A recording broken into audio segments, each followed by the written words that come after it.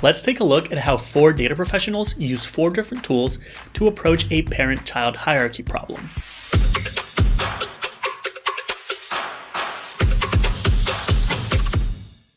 For this data drill, the objective is to start with a list of employees and their managers and to create 3 new columns. First, the reporting hierarchy, which maps the chain of command from the highest ranking manager down to each employee. So if we take a look at Oscar here, you'll see that he reports to Angela, Angela reports to Michael, and Michael reports to Jan, which leads to this top-down hierarchy. Next, we need to create a direct reports column, which counts the number of employees that report to you as their manager. So if we take a look at Michael, you can see that he has 3 direct reports: Dwight, Jim, and Angela. Finally, we need to calculate the total reports, which is the total number of employees beneath you in the reporting hierarchy. So Jan, for example, is the highest ranking employee, so she has 6 total reports, which is everyone else on this list. So now that we know what to do, let's download the dataset and get to work. Now I've pasted the sample table here for reference. So as a reminder, we're starting with these 2 columns. We have the employees and their managers, and we need to create these 3 columns based on this data. So let's start with the reporting hierarchy. And I'm actually going to start with the employee at the bottom here, since the first one doesn't really have a manager. It's the highest ranking employee. So we have an employee, we have their manager, and what we need to calculate their entire hierarchy is to get their manager's manager, and so on and so forth down the chain. So simple, what we can do is just start by looking up this manager in this list of employees, F4 to fix, and we want to return their manager. Fix that, close that out, and it looks like Tom Smikowski's manager is Linda Grayson. And if we go ahead and double check, we've got Tom here, and we've got Linda. Now let's look for their manager. So all we need to do is drag this to the right. Their manager is Bill. If we drag that to the right one more time, you'll see that we get 0 because Bill has no manager. And we continue to expand this a bit more. You'll see that we get errors because it's looking for 0, not finding it. So let's just add an if not found and return 0 in those scenarios for consistency. And again, I'm expanding a bit further just because some of these employee reporting hierarchies might be a little bit longer. So now let's apply this up, and we can see the reporting chains here. So it looks like it wasn't that long. We can get rid of these. We really only had to apply this formula 3 times max. And what we want to return in this reporting hierarchy column is Bill Lumberg, then Linda, then Dom, then Peter, and then Cheryl in this scenario. So let me get rid of all the other examples. And let's just focus on solving this one since it's one of the longest. Now in scenarios like these, when you're using one function, then using the result of that function and plugging it into that same function and continuing down that same path, you can actually do all of it in a single formula by using the scan function. So let me move this down. And let's use scan. The initial value that we want to look up is the first manager. So it's this one over here. The array is going to determine the number of cycles to scan or loop through. Now in this case, there's no real values to scan through, so we can just use a sequence, in this case of 3 rows, since we know we only need to use the XLOOKUP function 3 times to calculate the longest chain or hierarchy. And the function we want to use is this XLOOKUP function that we've been using, but to use that within scan, we actually need to do it within a lambda. And whenever you're using lambda with scan, you need both an accumulator and the values that you're going to be cycling through within the array. Now again, this sequence array is just to make sure that we're using scan properly, but all we really care about is the accumulator, right? The result of our XLOOKUP function that we're going to plug back in to our XLOOKUP function to get the manager's manager and their manager and so on and so forth. So the function is going to be XLOOKUP. We want to look up the accumulator in the list of employees. Fix that. Return the manager. Fix that. And if it's not found, we want to return a 0. Close XLOOKUP, close lambda, close scan, press enter, and you see that we get all of these results. And if we apply this down to say Samir, you'll see that because their chain is shorter, we're actually going to get these 0 values. So we're going to want to filter those out. I'm going to delete this. Let's go back to our scan function. We can actually get rid of these. Move this over here. I'm going to make the sequence a little bit longer just to show how I'm going to filter out the zeros. So let me go back here. And because we're going to start reusing certain elements in this function, I'm actually going to wrap it all in a let. So let me just say let, Alt-Enter to create a new row. We use H as the variable here because this is our hierarchy. Alt-Enter. We use F for our filtered hierarchy. So let's filter our hierarchy so that we only keep values whenever the hierarchy is not 0. And if it's empty, I'll just do return nothing, since for employees like Bill that have no managers, we're going to get an empty hierarchy. Now let's return F. And you'll see that even if we increase the sequence to something like 7, we're just getting these results. Move it back to 3. And we're getting pretty close. So the reporting hierarchy here goes from Bill to Linda to Dom to Peter and to Cheryl. But you'll see that the results of my array are actually bottom up. But what we actually need them is from top to bottom. So we need to invert the order of this array. So let's just call this S for sorted. And we want to sort this array, which is F, by an array of the same size. So a sequence of the same size. For the size, let's just use count A of F. And we want to sort in descending or opposite order. So now we return S. You'll see that now goes from Bill to Linda to Dom to Peter to Cheryl. So what we can do now is just join all of these inside a single text string using text join. So the delimiter is going to be this little operator here. So let's do it between spaces. We can ignore empty. And the first text is going to be the result of our S array. After that, we want this manager. After that, we want this employee. Close that out. Press enter. And we have our reporting hierarchy. As I apply this up and down, you'll see that it works perfectly for all of our employees. So that's the first step. We've got the first column down. Now we need the direct and the total reports. So let's start with the direct reports. This one is quite simple. All we need to calculate is how many employees have this employee as their manager. So let's just count ifs.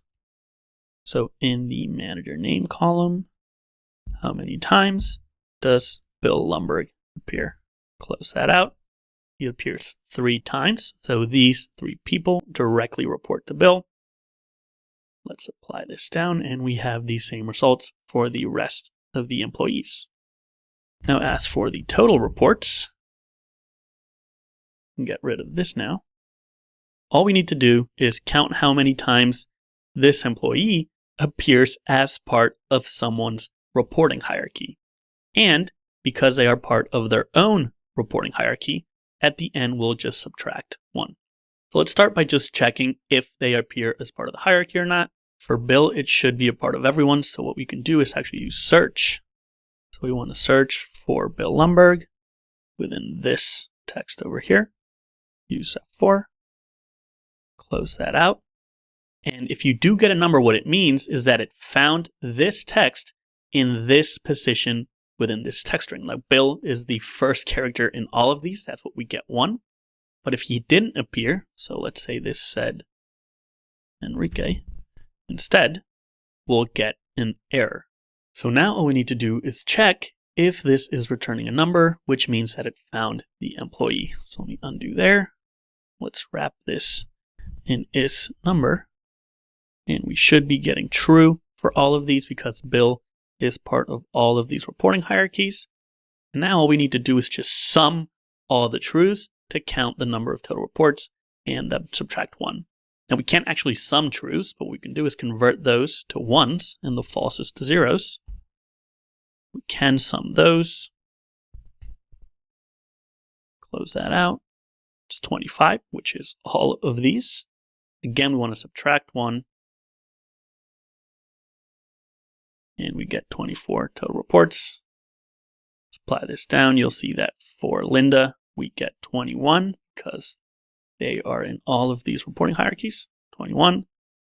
8 for Dom because they are in 8 of these hierarchies.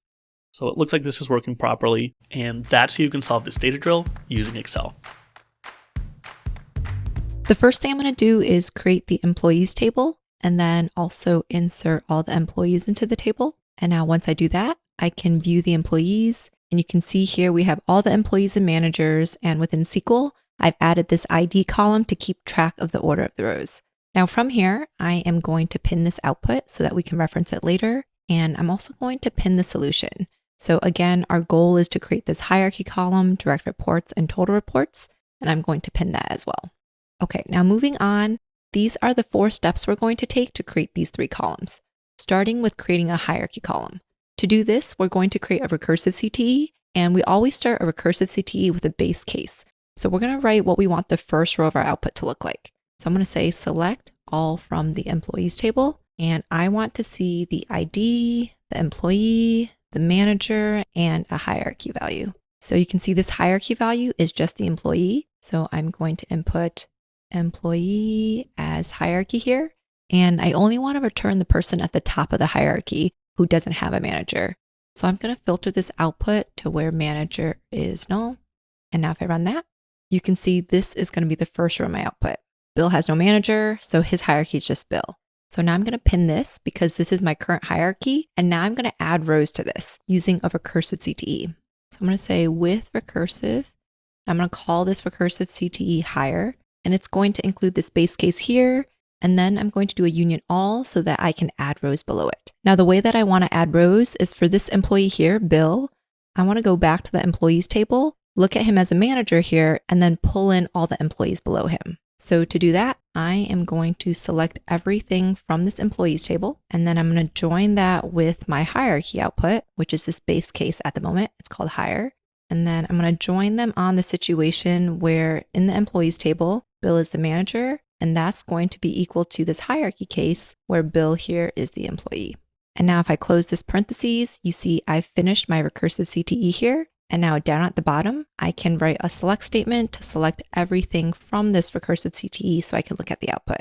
Now, one more thing I need to do to complete this recursive CTE is specify the fields in the select clause here. It needs to match these columns here. So here I'm going to take everything from the employees table. And then for the hierarchy column, I'm just going to add a 0 for now as a placeholder. And now if I run all this, you can see in our output here, we have Bill, and then under him, we have all his direct reports. And then currently the hierarchy is 0. So let's fill in that hierarchy value. We want it to be a manager, caret, and employee. So I'm going to write this as concat, and then I want to see a manager followed by an employee. I'm going to save that as hierarchy. And if I run that, you can see here we have managers followed by employees. But for this manager here, we also want to include their manager. So instead of concating the manager here, we can concat the hierarchy instead. So I'm going to replace this with hierarchy. Whoops, that's coming from the hierarchy CTE. And now if I run this, you can see now we have the full hierarchies for all the employees. Moving on, let's create the direct reports column. So to do this, we can look back at the employees table, and you can see for direct reports, it's going to be a much simpler query. What we can do here is just look at the managers, and you can see these are all their direct reports here. So we can write this query using a group by. So I'm going to do a select, and then I want to look at the manager column and then count the number of employees. And then I'm going to save that as my direct reports. And this is coming from my employees table. And because I'm doing a count here, I have to do a group by manager down here. And if I run this, you can see we have all our direct reports here, but there's this null value we don't want. So we can filter that out by saying manager is not null. And now I have all the managers and their direct reports. So the next step is to combine these first 2 queries. So the way I'm going to do that is I'm going to copy this entire recursive CTE from up here down into this section. And then after this CTE, we can write another CTE. So I'm going to add a comma here. And now I'm going to copy this query here down into this section. And this is going to be another CTE. So to save it as another CTE, here we have hire as our CTE. This CTE I'm going to call direct. And let me add some tabs here. And now down here, we can get information from our original CTE as well as this direct CTE. So right now it's just coming from the hierarchical CTE. I'm also going to add on a join with this direct CTE, and I'm going to join on the employee in the hierarchical CTE, and that's going to be equal to this manager here. So the manager column, and if I run that, you can see we get all of our data here, and we don't need this extra manager column here. So I'm going to return all these columns except for this one. And now if we run this, you can see we now have the hierarchy column and the direct reports column. There's one problem with the direct reports column though. You can see there are these null values here because these Bobs don't have any direct reports. So we need to replace these null values with zeros, and we can do that using the coalesce function. So here, I'm going to add the coalesce function, and I'm going to say anytime that there's a null value in direct reports, replace the value with a 0, and I'm going to call that direct reports. And now if I run this, oops, I have a typo here. Okay, there we go. You can see now those nulls have been replaced with zeros. So now we have the hierarchy column and the direct reports column. Let's move on and create a total reports column. Now to do this, we are going to use a self join. Now our strategy here is going to be to focus on this hierarchy column. So for Dom here, we want to count him as a report for both Linda and Bill. So what we're going to do is join this entire output here with itself on this hierarchy column and only filter the rows where we have Dom associated with both Linda and Bill. So what we're going to do is take the code from the last step, copy it down here, and now we're going to save this output here as another CTE. So I'm going to add a comma here, add parentheses around this, and I'm going to save the output of this query, which is this entire output here, as hire direct, because it has both the hierarchy column as well as the direct reports column. And now I'm going to add some tabs here, and we'll do a final select all from hire direct down here. Now what we're going to do is, again, a self join on the hierarchy column. So now down here, I'm going to join hire direct with itself. Now in just a minute, I'm going to explain what this M and E mean, but this is a situation where it makes more sense for me to explain the code to you after you see what the results look like. So here we're joining this output with itself. One is called the manager table and one is called the employees table. And when we do a self join, every single value here gets matched with every other value and we get a bunch of rows in the output. But in this case, we're going to filter on only the situations where the employee hierarchy has this format. So this matches exactly what we were talking about before. So we're only going to return situations where Dom is associated with Bill caret, and then also Dom is associated with Bill Linda caret, because those are Dom's two managers and we want Dom to be linked to both of those people. So now if I run this, you're going to see we get a ton of fields in this output here, and it's a bit hard to read.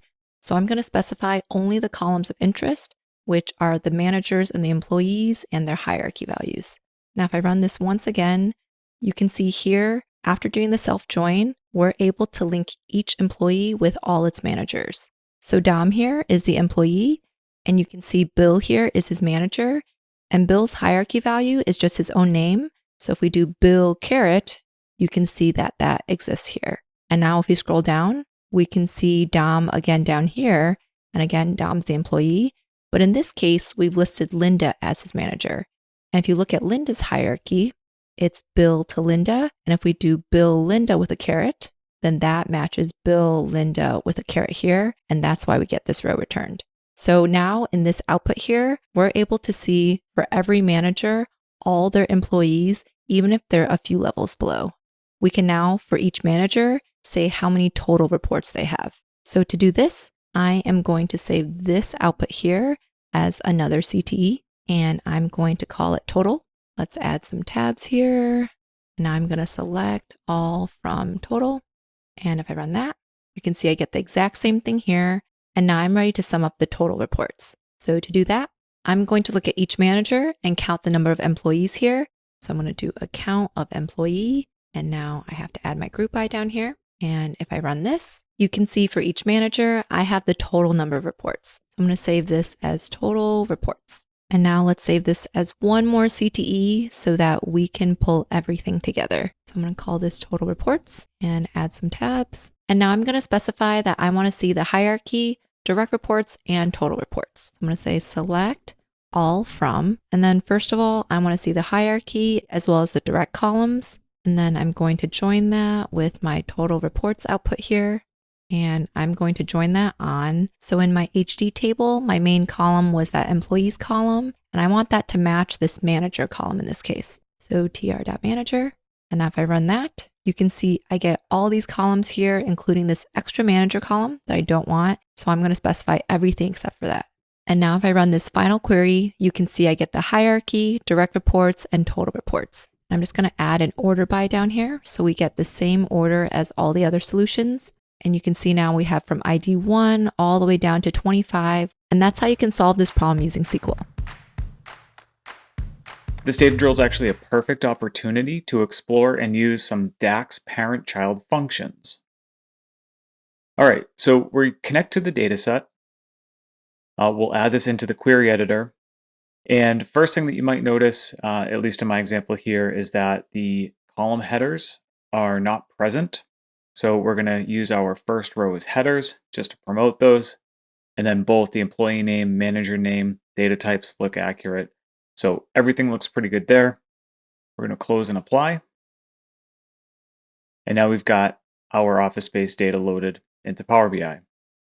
So the first thing that we need to do here is create that chain of command from the highest ranking manager down to you. To create this function, I'm going to first add in a table visual here. And we're going to add in the employee name and the manager name to the table just so we can start to see the results as we are working through some of these calculations. Now, one of the things that we want to do is make sure that we are using our parent-child functions. So for our chain of command, and I'm going to call this raw, we're going to use a path function. And basically the way that this path function works, it creates a single text string that lists out all of the values from a list or an array. And it needs a kind of base column ID and then the parent name to look that up. So in this case, we're going to be using the employee name and follow that by the manager name. We lock that in and we immediately receive this error. And in essence, what this error is saying is that one or more of the manager names in the manager column doesn't have a matching entry in the employee name. So in order to fix this, we're going to head back to the query editor. And our issue is actually with this blank manager namespace. Now, in order to fix this, right-click, replace value, and we want to find our blank value and replace it with a null. We'll close and apply. And making that update is going to remove this error. And now we can move our chain of command down into our visual. So one thing that you might notice is that the default delimiter when you're using the path function is this pipe delimiter. In order to make the readout a little bit more readable or understandable and to mimic the example report readout that was shared in the data drill, I'd like to update this to a chevron. So let's create a new column and we'll call this chain of command display. And for this, we want to use the substitute function. We're going to reference our raw measure. The old text, so the text that we want to find is that pipe delimiter, and we want to replace it with a chevron. And I'm adding in some spacing there as well. So we'll add that in. Let's remove the chain of command raw, add in our display value, and now this becomes a little bit more readable. All right, so that is the first task. Up next, we need to create a direct reports column. And this is intended to calculate the number of direct reports that each manager has. All right, so this is pretty straightforward as well. And we're going to create a new column. Let's call this direct reports. And we want to start off by creating a variable for current employees. And all we want to do is reference the employee name here from our Office Space table. And what we're just doing here is we're getting the row context. Next up, we want to return a calculation. So we're going to calculate the number of rows, count rows in office space. And we want to count these rows in a filter context where office space, the manager name, equals the current employee value. So we'll lock in that formula, direct reports, and you see we get a sum of direct reports here. If we wanted to continue to see the rest of the values here, we can come over, change the summarization to don't summarize, sort by our direct reports, and now we can see, if I close there, Linda has 4 direct reports, Bill has 3, Dom has 3. So that is our direct reports calculation. And the last calculation that we need to create is a column for the total number of reports that an employee or a manager might have. So we're going to call this total reports. And in a very similar fashion to the direct reports, we're going to start off by creating a variable for current employees. Again, this is going to equal the employee name. And then our return value, we want to count the rows. And we're going to filter this where our office space table basically contains the chain of command calculation for the current employee. So to show you what we're going to do here, we're going to use path contains, and we want to basically filter this office space table where the path contains the chain of command raw data calculation for the employee's name. So current employee, close that out, close out the table, close out our accounting function. And the last piece that we need to do here is add in -1. And what this is doing is accounting for yourself. Basically, we don't want to count the current employee as their own subordinate, if you will. So we'll lock that in as well. We'll add total reports. And if we select the sum of the total reports here, and then hold shift down direct reports, you can kind of filter by both of those columns here. So we see Bill Lumberg at the top, 3 direct reports, 24 reports in total. Those are all of the columns that we have been asked to create as part of this data drill. Keep in mind that one of the great things about Power BI is that there are multiple ways to approach and solve problems. So my solution is just one way to solve this data drill. We're going to be using pandas plus base Python, so we'll import pandas as PD. And then let's go ahead and read in our data. So we'll call our data frame employee df, and we're going to use pandas read CSV to read in the office space.csv file. And then let's take a look at the head of this data frame. It has 25 total rows, so let's just go ahead and take a look at all of these rows. And so in the context of this problem, Bill Lumberg is at the top of our reporting hierarchy. There are 25 total employees or rows in this data set. So if we think about what we need to do, we need to have a column that lists the number of direct employees that Bill and other managers have. Bill has 3 direct reports. Linda has 4 direct reports. And if we think about total reports, Bill is going to have all 24 people below this as total reports, while Linda would have 21. So we'll exclude these first 4 employees, and that's what we need to create for our column. We also need to create that hierarchy where, for example, Don Portwood reports to Linda, Linda reports to Bill, and Bill is at the top. So let's go ahead and get started. And this is a very tricky problem to work through in Python compared to a lot of our other data work. To help me with this problem, I'm going to create 2 dictionaries. They're going to be empty for now, and we'll populate them shortly. But we want an employee to manager dictionary, and we want a manager to report dictionary. We'll explain why these are necessary a bit later on, but essentially these dictionaries are going to help us map the relationships between employees and their managers in ways that allow us to solve our problems efficiently. What we need to do next is populate these dictionaries. So we're going to loop through the rows of our dictionary. So I'll do for underscore, which represents the index, and then row, which represents the data in each row in our employee df.iteRows. And again, this is a unique problem because we are constructing these dictionaries.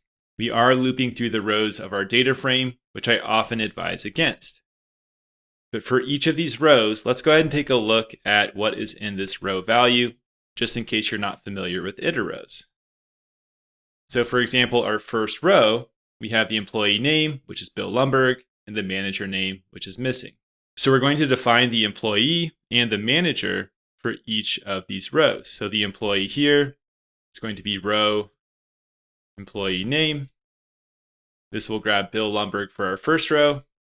And then manager is going to be the manager name from that first row. So we're going to grab these two values. And then to define our employee to manager dictionary, we're simply going to say the key is the employee and the value is the manager. So for a given employee, the value is going to be manager as long as that value is not missing. So we'll do pd.notInA, pass in manager. Otherwise, we'll pass in none.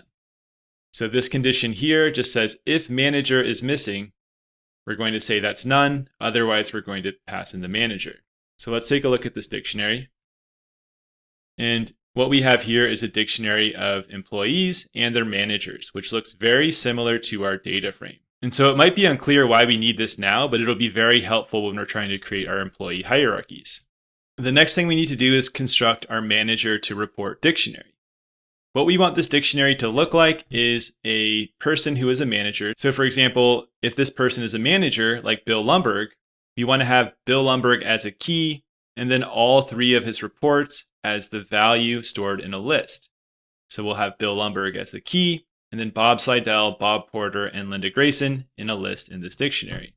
So the first thing that we want to do is make sure that manager is not missing. So if pd.notInA manager, what we're going to do is create an entry in our dictionary. So manager to rep, and we'll use this clever method set default.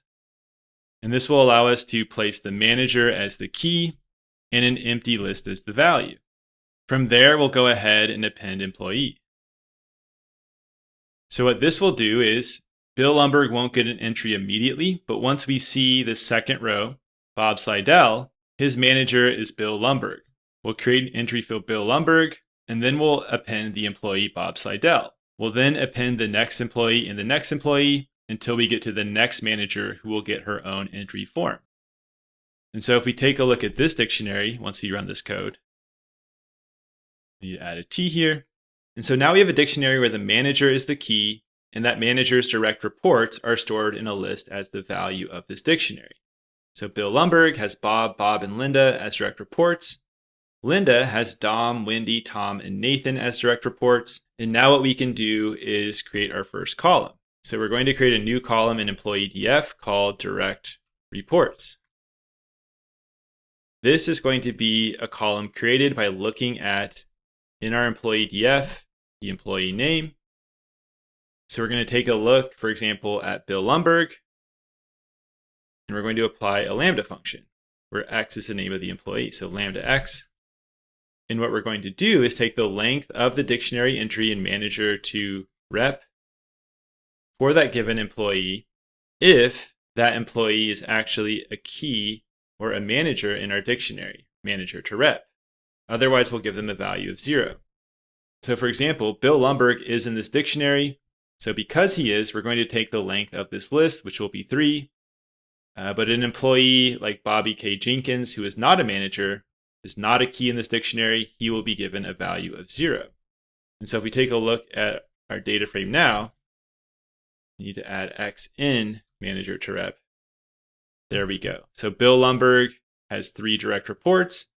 Bob has 0, Bob has 0, Linda has 4, and we can confirm this by looking up here.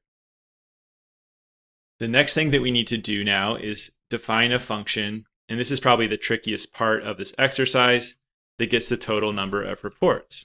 This is going to require a recursive function, but the first condition is going to be very similar to this piece here. If the employee is not in our manager to rep dictionary as a manager, we'll give them a value of 0. So if imp not in manager to rep, then we'll just return a value of 0. Remember that we're checking to see if they're in the keys of that manager to rep dictionary. To start calculating total reports, we're going to start with the total number of direct reports. So total is going to be equal to the length of that list we just looked at, manager to rep. And then we'll look up the employee. For Bill Lumberg, we're going to start with a value of 3 direct reports. And this is where things get tricky. So we have this value 3 as a starting point. But now what we need to do is look at every report that a given manager has and add the value of their reports. And we're going to work recursively. So for example, we'll look at Bill. We'll see that Bob and Bob don't have any reports, so we don't need to add anything there. But with Linda, we need to add the value 4, but then we need to look at Linda's reports as well and add, for example, that Dom Portwood has 3. So what we're going to do is for every report that a manager has, so for report in manager to rep, for that given employee that we're looking at, we're going to increment this total here. So we start with 3, but then we call get total reports again for that given report, and that will look at the next layer. So we'll grab Bill's 3 in our first line. We then look at Linda, who has 4, and then we'll look at Dom to see how many reports he has, and so on. And then we'll return this total. And that will allow us to create our second column. I'm going to go ahead and move this down here, but then I'll copy this as well. So we're going to call this column total reports. We're still looking at the employee name, but now we're going to apply get total reports. And then let's take a look at the head of our data frame.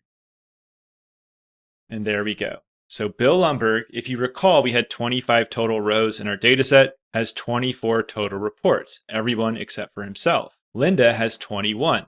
That excludes Bill, Bob, and herself. And we can move through the rest of this list, but this logic looks like it's working. So now let's go ahead and move on to our final task, which is to get that hierarchy. So we're going to define a function called getHierarchy for a given employee. We then want to create the entire chain of management. So we'll say chain equals an empty list. And so this is going to require a while loop. What we're going to do is, if you remember our employee to manager dictionary, let's go ahead and take a look at that again. We have, for example, Bill Lumberg with no manager, but let's start at the bottom of our chain. What we're going to do is start with the given employee. We want to make them the bottom of our chain. We then look at Tom. Tom will be the second in our chain.